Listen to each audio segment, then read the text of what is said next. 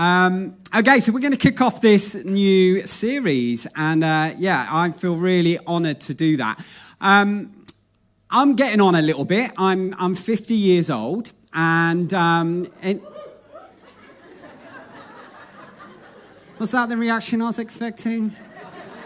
A woo, maybe a no, but there we go. Anyway, but I remember being like, I guess some of you are probably in your 20s. Anyone here in your 20s? That sort of age? Yeah, there we go. I kind of remember my 20s, and the first half of my 20s, I had a number of girlfriends. That number was 0.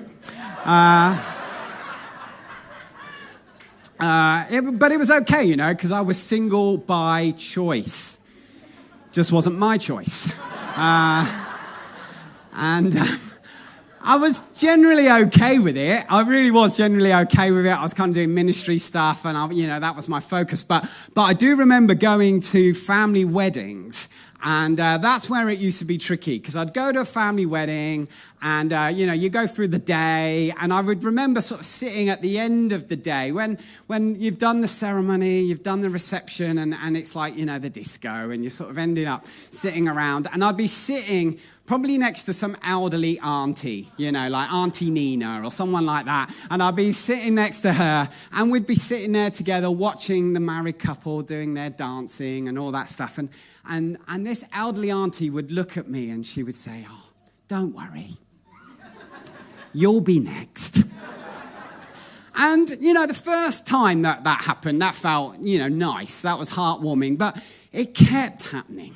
It was like every time I would go to a family thing like that, a family wedding, there'd be some elderly relative who would go, "Oh, you'll be next. You'll be next." And it started to bug me, It just used to get to it, niggled me.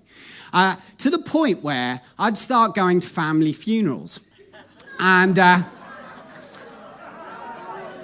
I'd just sidle up to an elderly relative.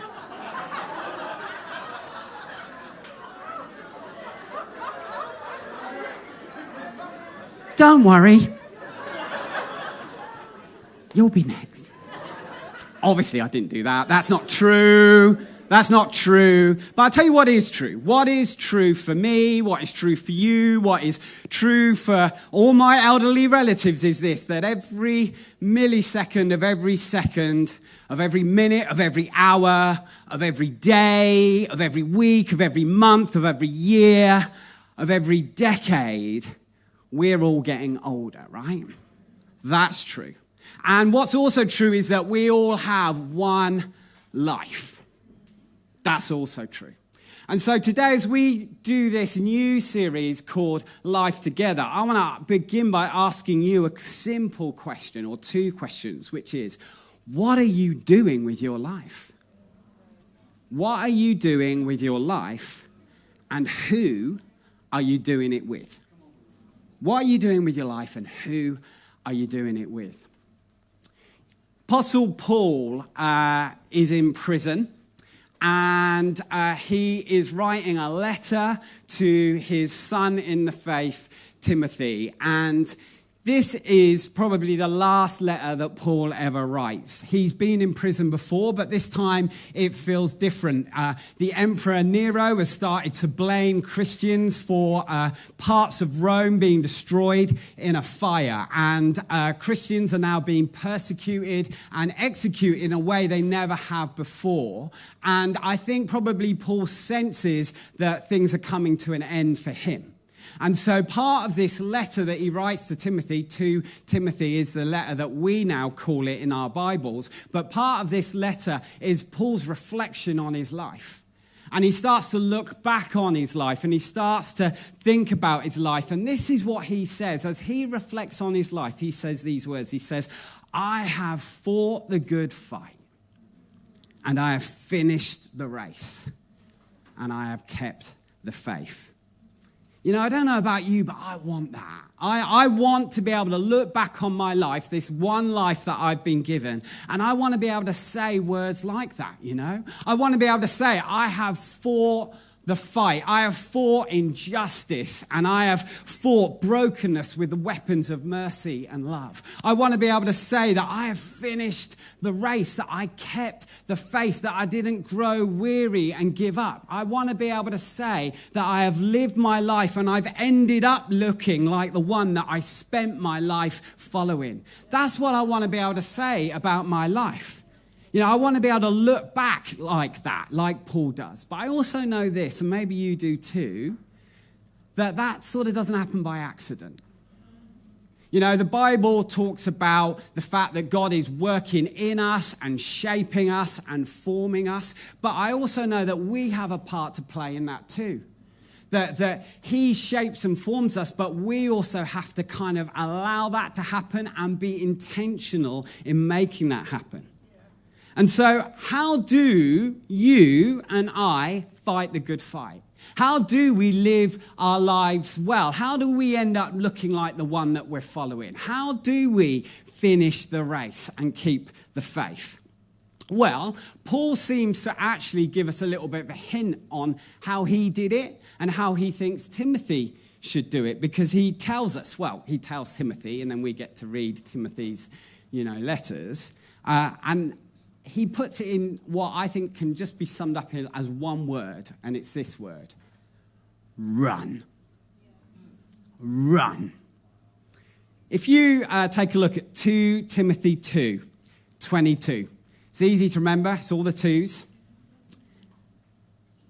This is a little earlier on in the letter, and this is what Paul tells Timothy. He says this, he says, "Flee from the evil desires of youth and pursue righteousness, faith, love, and peace, along with those who call on the Lord out of a pure heart."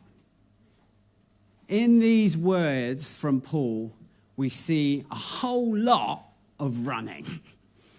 We see running from something, our youthful desires. We see running towards something, which is faith and love and peace and righteousness. And we also see running with others. And so those three things are what we're going to look at this morning. What are we running from? What are we running towards? And who are we running with? When I was little, I was in the Cub Scouts. Anyone in the Cub Scouts? Or the Brownies, maybe? Is that a thing anymore? It feels like that was not. Is it just us who are a little older who did that stuff? Okay, anyway, well, you may not even know what Cub Scouts is. But it was this thing. It's like a club that we'd go to, although you had to wear a weird uniform, like this sort of like green hat and shorts and stuff like that. Bit weird. But I remember one day, I'm in my Cub uniform. I'm on my way to Cubs. I come down the stairs, I walk into the kitchen, and my mum, she turns around and she looks at me and she says, "Where do you think you're going dressed like that?" I'm like, I thought the uniform gave it away. But my mum's like, noticed that it's raining outside, and so she wants me to put on my coat. Now, my mum had bought me fairly recently a duffel coat. Now, if you don't know what a duffel coat is, it's like something that Liam Gallagher would have worn. It's kind of like this weird sort of like thick material. It's not very comfortable. It's just like weird that it even exists. It doesn't have buttons or a zip. It's got these weird toggles that just sort of like hang there and just say, "Hello, I'm unnecessarily large." It's a weird creation, to be honest. I wasn't a massive fan of my duffel coat, but it did the job, It kept me dry. And so I go outside. My dad is waiting to take me to Cubs. He's in the car that's on the other side of this main road that we live on. So I've just got to cross the road, get in the car, and then I'm away. So I get to the edge of the road. It's chucking it down with rain. I look left, I look right, I step out, and bang, I get hit by this car.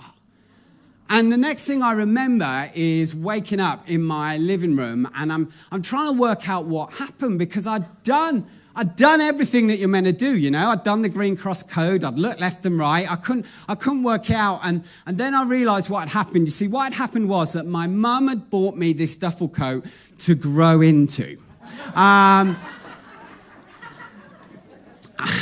Mums, we love you. And that was fine, you know, it meant it lasted longer, but it also meant that whilst I'm outside in the rain with my hood up, I'm standing by the side of the road, and yes, I did look left and right. It's just that my head turned inside the hood. So all I could actually see was hood. I couldn't see a single thing that was coming. All I saw was flipping hood. You know, I read words like flee your youthful desires, right? And I read verses like that, and I kind of think, well, okay, I get it. I understand I'm meant to kind of flee from my desires, but aren't desires meant to be a good thing? Aren't desires good? I mean, even in the prayer meeting before the service, we're kind of like praying that our desire for God would grow and increase. I mean, we recognize that desires are good. They are good things. They're things that motivate us, they drive us, they draw us closer to God and the person He wants us to be. They are good things in the same way that hoods are good things. They keep us dry. They're good until they get in the way. And desires are the same. Your desires are good, but let's be honest, our desires can also get in the way. They can block us seeing what God wants us to see and the path that He wants us to take. There are these Christians who, probably about 300 years after Jesus was walking on the earth, they were called the Desert Fathers and Mothers. And they decided that what they wanted to do was remove themselves from the distraction and some of the compromise and some of the corruption that they'd found both in Roman culture at the time and also actually that they saw in the church, because the church had recently become this state-sponsored institution. Suddenly it was like the religion of the empire was Christianity. And so church suddenly, and going to church, had become this thing that you did as almost like a status thing.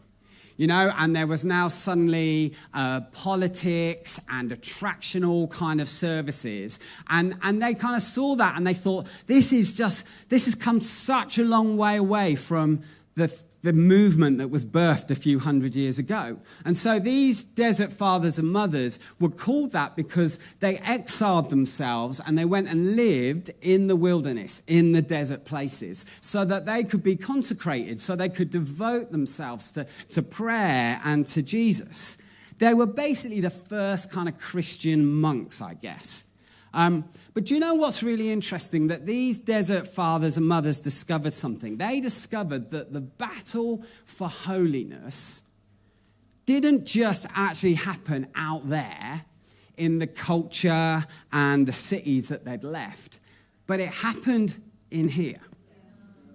And the problem was that in here, their inner being, their heart, their soul, that was with them in the desert too.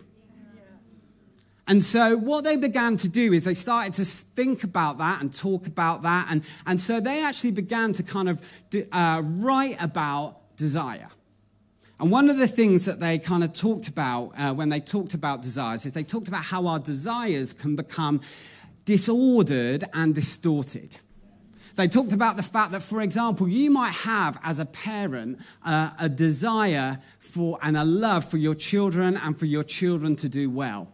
But, for example, that desire can become disordered, where it becomes more important than it should. It actually becomes the sole thing that matters to you in life, is that your kids do well and the love you have for your kids. And it even overtakes your love for God. That's a disordered desire. But also that our desires that might be good desires in the root of them can also become distorted. So, for example, anger. Anger can be a good longing for justice and righteousness, but when it gets distorted, it becomes this destructive thing that just wants revenge or control. Or complacency. That actually can start as a godly desire for rest, but then it gets twisted and then it becomes about avoidance and apathy. Or lust, which is just this bending of something beautiful into something enslaving. And so what these early Christians, these desert fathers and mothers started to do is they actually started to map out how those distorted desires would almost progress if you dwelt on them. And then you acted out on them, and how they would become behaviors and patterns. And ultimately, those patterns would almost carve pathways for our souls and could lead to perhaps what you might call a stronghold in your life, or what maybe others might call like a compulsion. Let me show you a quick graph that kind of explains that. So on the screen, I think you can see, yeah, it is, yeah. This is kind of something that I've put together. This isn't what the Desert Fathers kind of named these things, but it kind of made it a little bit simpler for you. But what they did do is they kind of named this progress, this idea that something might start as a thought, and in that thought, that concept, maybe there isn't sin actually. You know, that it's just a thought that you've got, or maybe that the enemy has put in your head, but that thought can then become a craving, and it can grow, and then we can consent to that craving. We can actually kind of agree to it and act out on it, and then that becomes sin. And then actually, if you repeat that, if you keep doing that, that actually can then become captivity. And over time, that can become a compulsion or a stronghold in our lives. And the truth is that we can all take these kind of paths. That this is something that not just kind of happens to people who don't know Jesus yet. That can happen to those of us that are trying to follow him and be like him. In fact, Paul seemed to think that his son in the faith, Timothy, who was like this 30-year-old church leader, he was susceptible to this too, which is why he says to Timothy, you have got to flee from your youthful desires. You need to actually know how to deal with this. You need to know what to do. And so he actually calls Timothy to flee. Now that's great advice, Paul, but how? How do you do that? How do you flee? How do you flee your desires? So let me show you another graph. And on this other graph, you'll kind of see where I've kind of put some practical things alongside that progression that those desert fathers talked about. And it might be as simple as this. It might be that we start to kind of have clarity, so we recognize a thought, and that we name that and we reject that.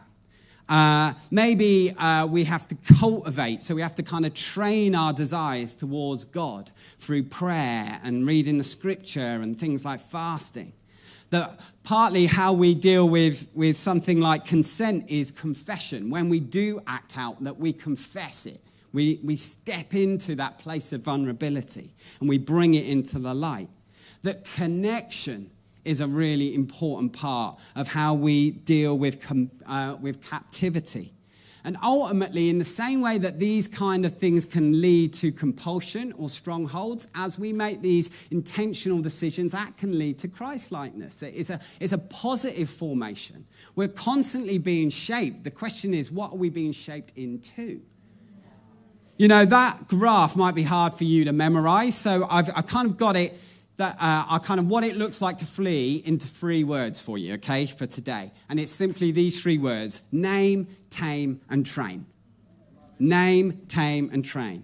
If we can, to enable us to flee from our desires, whatever they might be, if we can name it, if we can notice it, if we can call it out, even if it's just like the seed of a thought, I sometimes just have to say to myself, shut up, Ian. Just as I'm kind of starting to think about in a certain direction, I've just got to kind of like, you know, the Bible says, take a thought captive. It's like you just got to kind of name it and just go, do you know what, I'm just not even going there. Right? So that's partly how we name it. But maybe if that thought has grown and developed into a craving, it's become something that's kind of more obsessive for us, or something that we think about a lot more. That might be when we have to confess it.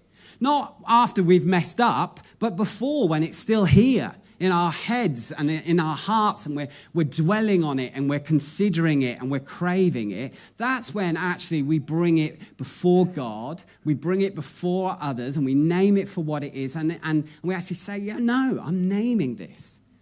But also, how can we tame our desires? You know, what can you do practically to resist and to tame those disordered desires, and maybe even the places where they flourish? You know, we live in a culture that just sort of basically tells us if we're feeling that like we want to do something, it's probably a good thing. And actually just learning to restrict ourselves and restrain ourselves is part of what it is to be formed into the people God wants us to be. You know, for example, taking that desire of lust, you know, a lot of you know that my work is working to support people who struggle with a compulsion with porn use. And so part of that is saying, okay, well then, you know, how do you tame some of those desires? How do you restrain yourself in that way? And so that might simply mean for some of you not having phones in your bedroom, not having late night iPad sessions, deleting apps or accounts that cause you to crave. You know, what does restricting, taming your desires look like? And then we name, we tame, but also we can train, you know. There are incredible spiritual disciplines that have been handed down to us from Jesus himself through people like those desert fathers and mothers and today. Things like, you know, silence and solitude and fasting and prayer and reading scripture. These things actually help train us to say no to our desires. You know, it's a bit like going to the gym. You know, if we're fasting or we're doing acts of love and service, it's like we're kind of basically, it's just another rep. It's another way of us getting stronger, that kind of spiritual muscle that enables us to say no, get stronger as we fast and say no to our lunch, or as we serve and we say no to that whole why should I do it posture that we heard about earlier. All these things actually help us. You know, we were talking a little bit about, in the prayer before, about this famous song, you know, I have decided to follow Jesus. We know it, right? But did you know that the word decide is a really interesting word? The side bit, so it's two words, it's a compound word, decide. So the side bit actually means to kill. Like homicide is to kill a person. Genocide is to kill people, a people group. So side means to kill. And the D just means off. So basically the word decide literally means to basically cut off or kill off. So when we decide something, so if we decide to follow Jesus, what we're actually also doing is we are cutting off the other options. We're killing off our desires that might lead us in another direction. It's simply what the word means. And that's what we start to kind of see in this verse 2. Because not only does Paul tell Timothy to flee from his desires, but do you notice he also then says to pursue faith, love, and righteousness and peace. You see, basically what he's saying is don't just run from something, but run towards something. And that word pursue, which Paul uses, it literally just means to basically chase it down. You know, put on your trainers and run it down. Run after it. So as we flee from lust or greed or pride, we're also supposed to be chasing down righteousness, peace, faith, and love. Now, I could sit on each of those words, right, for 40 minutes each, and I haven't got time to do that. So let me just kind of pick on two, but I'd love you to meditate on all four this week. But let me just think, what does it mean? What does it mean for you, for example, to pursue love? What does that look like? You know, what are you doing to pursue love? And I don't mean what Christian dating app are you on? I mean, how are you becoming a person of love? What does that look like? So, for example, let's take lust again. If lust flattens people into objects and images that we can scroll past, love expands them into the images of God, human beings with purpose and dignity. And so if we're fleeing one, we're fleeing lust, and we're pursuing the other, love, what does that look like? Because lust consumes and love gives. Lust isolates and love connects. Lust takes and love lays down. I mean, that's just one way of thinking about pursuing love. But I'm not just talking about our kind of, romantic emotions and attachments. Pursuing love means giving our time and our attention, our homes, our energy to the overlooked and the undervalued, the out of reach and the in trouble, the ungrateful and the unscheduled, the people who interrupt our lives with their needs, the people who might not actually love you back or even like you in the first place. Love, we know this. Love is not feeling the feels, right? We know that. It's a way of being in the world. And pursuing love, it often just looks small. It means talking to the person who spent all day sitting outside Tesco's, right? Or it means talking to the person who's hovering around on their own at the end of this service. Love, it looks small so often, but as we pursue it, it does beautiful things. That's love. What about faith? That was the other word I wanted to sort of sit on for a moment. When my two girls, Hope and Ella, were really little, we used to live in this red brick terraced house, classic kind of Manchester house. And the stairs in these kind of terraces are really, really steep, right? They're super steep. And so what we used to do is when they were little, when they were like 5, 6 years old, they would kind of go halfway up the stairs and then they would leap. Right? They would just jump forward like this. And then it was my job to catch them. And it was Jen's job to hide her eyes. Right? This is what we used to do. And it was a lot of fun. I kind of remember that and I enjoy that. But it often helps me think about faith.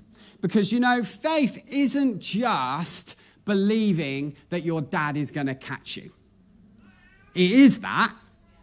But faith is the free fall. Faith is actually the action that takes place when you believe. Do you see the difference? We can believe it. We can believe my dad is going to catch me. But actually the faith comes when we are flying through the air. Right? That is faith.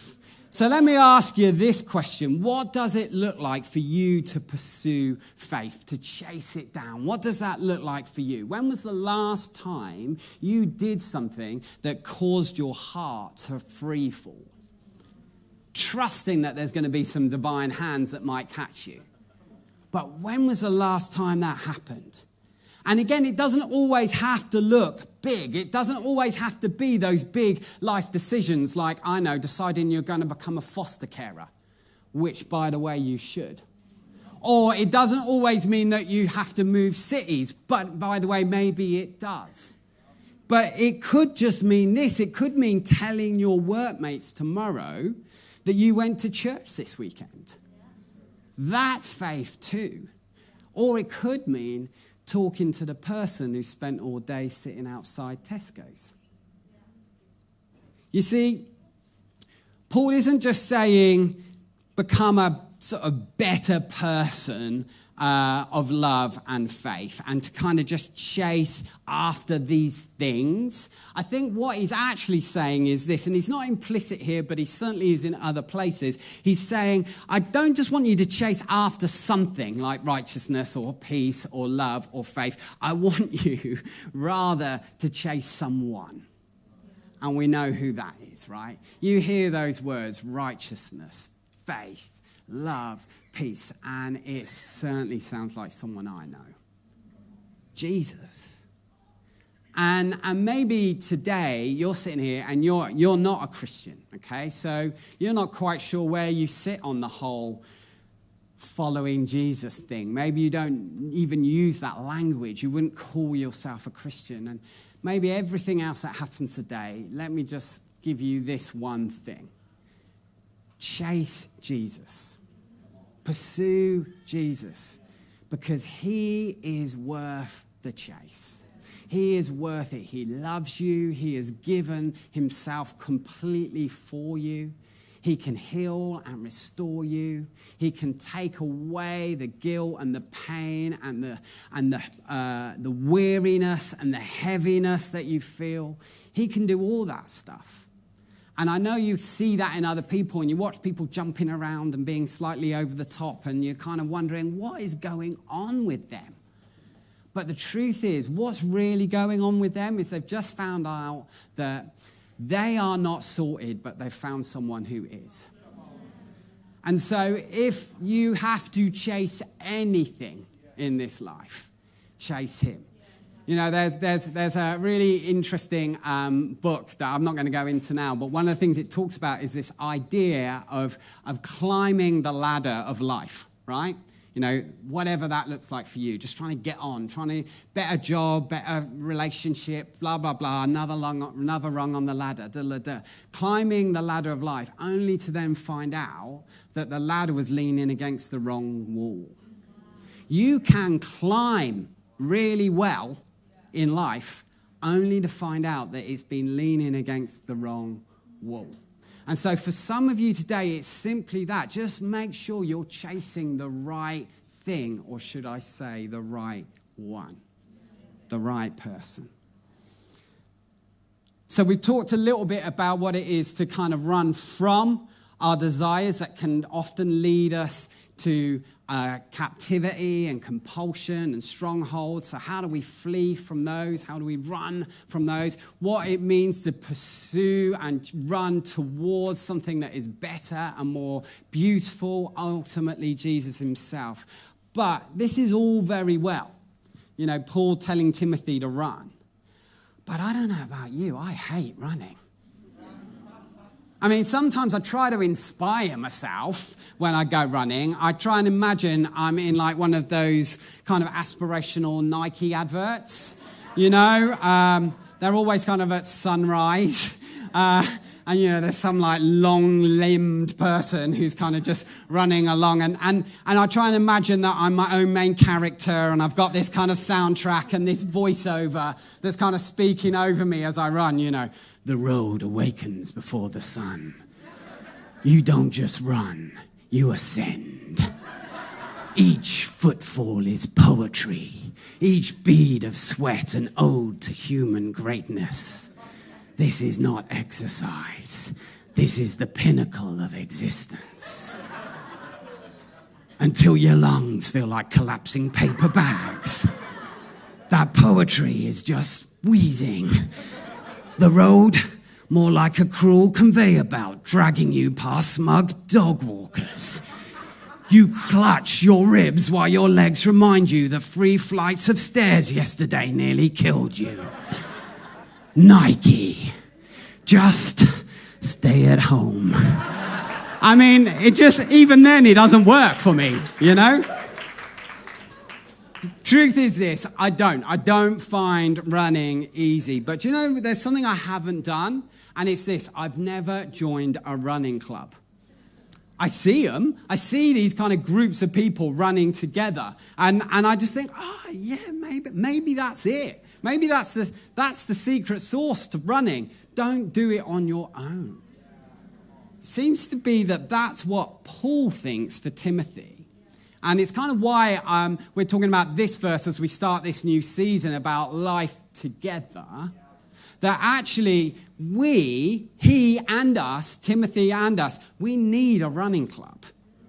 And so what does that look like? What does it look like? Not just to run from things and towards things, but actually to run with others. You see, one of the things it means is that we have to cultivate the kind of relationships that are going to help us run. And we'll unpack that over the following weeks, right? We'll talk about that more. But let me this week just ask you one question. How transparent are your friendships? That's my question. How transparent are your friendships? Who are you being real with? You see, because I run this kind of porn charity, we talk a lot about this word accountability. And it's a word that knocks around in church, and maybe you feel like you do well in that. Maybe that kind of just triggers you a little bit and you twitch because maybe you've had some bad experiences of accountability. I think it can be beautiful and powerful when we go to people when we've messed up in life. And we kind of, when we mess up, we fess up. We tell people that this is going on. That can be beautiful, particularly in the world of sort of like porn use. That is so important because porn's two knockout punches are secrecy and shame. In fact, did you know this? Like in a comic, where there's like someone punches someone in a comic and then like words appear, like on the comic, or like the old Batman TV show. Do you remember that? Like, boof. One of the words is bosh, right? Who's ever sort of seen that? Bosh. Did you know the Hebrew word for shame is bosh? I don't think that's why the comic guys put bosh in, but it's true though, isn't it? When whatever it is we're struggling with, when we kind of start to feel the shame and the weight of what we've done, it's like, bosh. That's how it feels. And so there's something so beautiful in taking stuff to others and just saying, look, this is where I'm at. This is what's happened. This is what my weeks look like. And for those people to begin to remind you of who you are and whose you are, to begin to say to you, do you know what? That might be something you've done, but that's not who you are. And where the shame has started to tell you that somehow there's something wrong with you and somehow you are broken in a way that other people aren't broken, and somehow it's all because you are not quite right, and they start to say, hey, that is just not true. And that God is bigger than this stuff, and that he loves you and he sees you, then shame suddenly loses its bosh. So accountability in those moments, in a response to when things have gone wrong, that can be beautiful. But I actually think transparent relationships are not just about the response times. They're also about rhythm. It's about response and rhythm. I've got a friend called Josh, and one of the things that he does with his friends is they go for a walk, or they used to, now they do this by phone, but when they first started doing this rhythm together, just three of them, three guys in their 20s, going for a walk together, and they would go to this disused railway tunnel. And when they started to walk out of the light into the darkness of the tunnel, that's when they would start to answer this question. How's it going with your soul? And they start to open up and they start to confess and they start to say, this is what I've been struggling with. I might not have messed up yet, but these are the thoughts that I've kind of been wrestling with. Or this is what's going on. This is the battle I'm in at the moment. And they would talk about that, and then they'd start to come out into the light again at the other end of the tunnel, and they'd start to pray for each other. And it's a beautiful rhythm, isn't it? It's not unique though. Charles Wesley encouraged his kind of like followers in the early Methodist movement to do something really, really similar. Charles and John Wesley, as they started that movement, because they would get together in small groups and they would ask each other 22 questions. And let me read some of them to you. Like, question 1, am I being real with others? I've kind of modernized the language for you here. Am I being real with others, or am I pretending to be better than I am? Am I truthful in what I say and do, or do I exaggerate to look good? Do I share things I should be keeping confidential? Am I controlled by clothes, friendships, work, or habits? Do I focus too much on myself, self-pity, self-defense, or self-promotion? Did God's word shape my thoughts and actions today? When was the last time I shared my faith with someone? Do I pray about how I use my money and my resources? Do I secretly compare myself to others and think I'm better? Is there anyone I need to forgive, reconcile with, or stop criticizing? What am I doing about it? I mean, oh my word. I mean, if you were to just kind of have conversation about those questions every fortnight, oh my word. I mean, this isn't even new. This is what Christians have been doing for a long, long time. And it isn't about shame. It's about radical honesty. It's about self-examination. And it's about transparency in our relationships and friendships. It's also about recognizing we need a running club to help us pursue. In 2001, Jen and I, we moved to Manchester from the south to start something called an Eden Project. And Eden is just a community project where people would move into a very small area, like a mile radius, that was an underserved community, an area of deprivation. And we would live there long term to try and be salt and light in that community, try and just communicate Jesus' love through our actions and our words, right? And that's something we did. And I can honestly say they were some of the hardest, but also some of the best years of our lives. And partly they were the best years because in that we discovered what it means to pursue something bigger than us. And that was beautiful. But we also discovered what it means to run with other people. We were a team of about 25 or so who were doing that. And during those years of Eden, that team was my running club. You know, together we prayed and we cried, we served, we faced violence, we faced disappointment, we celebrated salvation and restoration, or sometimes we just celebrated the fact that we didn't have to call the police to the youth group that week. You know, it was all together. You know, together we laced up the shoes of the gospel and we just tried to chase down the kingdom of God. And it was a beautiful, but actually quite a unique season in my life. You know, as a team, we all were living together in each other's pockets, sharing the same ministry and serving together. But that's not my experience now. Now I lead a team where everybody lives around the world. And yes, we share the same ministry, but we don't share the same lives in the same way.